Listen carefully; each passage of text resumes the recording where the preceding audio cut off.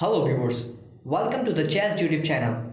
In this video, I will show you a complete guide on how to play the King's Gambit.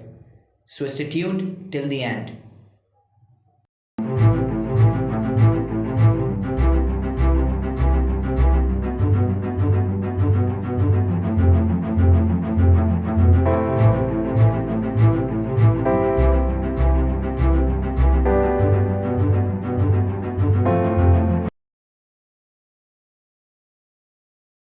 White opens with e4, black responds with e5, and white plays f4.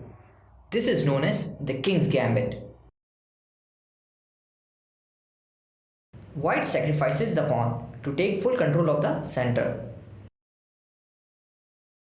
So in this position, if black takes the pawn, so it will be the King's Gambit accepted variation. And if black does not take the pawn and plays anything, then it will be the King's Gambit declined variation.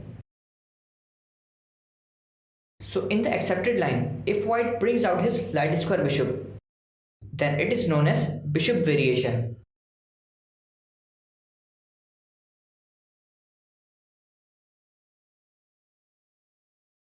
And if white decides to move his knight, in this position, black has two main responses. The first is to protect the pawn. This is known as classical variation.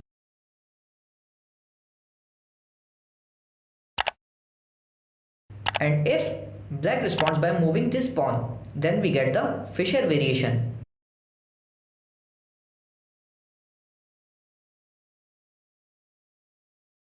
Any scenario where black does not take white's pawn is called King's Gambit declined. A popular way to decline a gambit is to open up the position. So black pushes d pawn forward.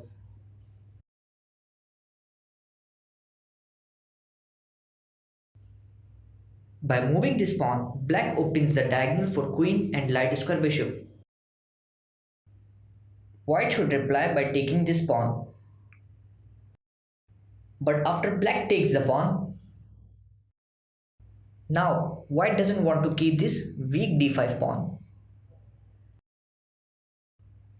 To get rid of this pawn, white plays bishop b5 check. Black plays c6, attacking the bishop. D takes c6, b takes c6. So white retreats the bishop to c4 to keep an eye on weak f7 pawn.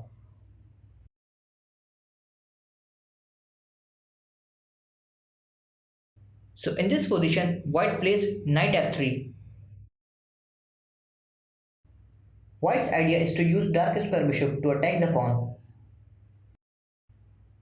So black defends it. After black protects the pawn, white can immediately challenge it with h4. If black solidifies the structure, white can take the pawn and black cannot take it back because he would lose his rook. So black pushes the pawn to attack the knight. White centralizes his knight and now black's pawns are weakened. So after g5, white can also bring out his light square bishop. The idea is to attack weak f7 pawn. In this position, white can also expand in the center because black has no central presence. This move also opens the diagonal for dark square bishop. In this position, black's idea is to use pawns to advance on enemy king side. After bishop c4, g4 attacks the knight, knight e5, queen h4 check. After king f1, white lost the right to castle. So in this position, if black plays d6, this is the Fischer variation. This move takes away e5 square from white's knight.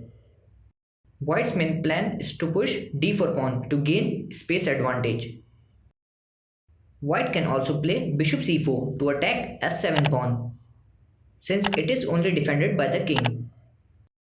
After bishop g4, white castles short to add another attacker on this weak file. In this position, white can also play bishop variation. The idea is to allow black to attack white king. After queen h4 check, white plays king f1. White lost the right to castle, but white gains an advantage. After d6, white plays knight f3 attacking the queen. And when the queen retreats, white has two developed pieces while black has none. If you enjoyed this video, then like it, share it, and don't forget to subscribe the channel. Here is an interesting puzzle for you all. Find the best continuation for black and share your answer in the comment section below.